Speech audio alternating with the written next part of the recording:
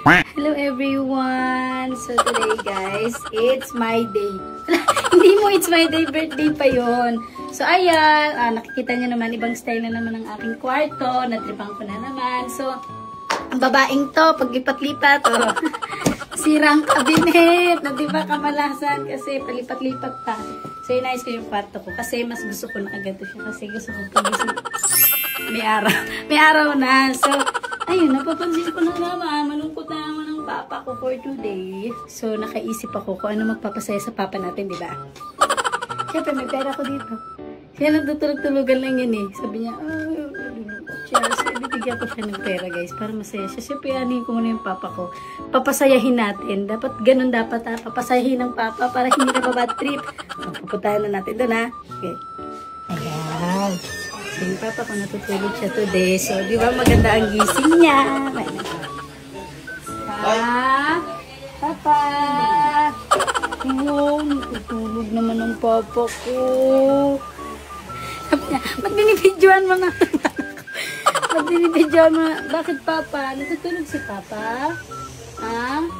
Kumain na ba ang papa ko? Papa ko? Kawawa naman. Papa ko. Natutulog ka lang, nagpapahinga ikaw. Wala din yung mga utog pa ni Papa. Tatlo.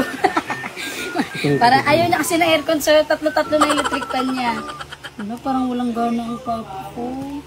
Walang gana siya yan. Wala siyang gana. Wala siyang gana. Ano ang gagawin?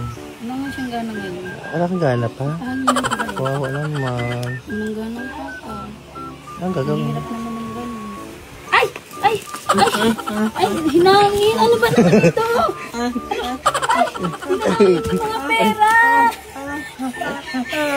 Hinangin. Sorry, ano ba? Ay, ang bilis naman. Kala ko wala kang gana.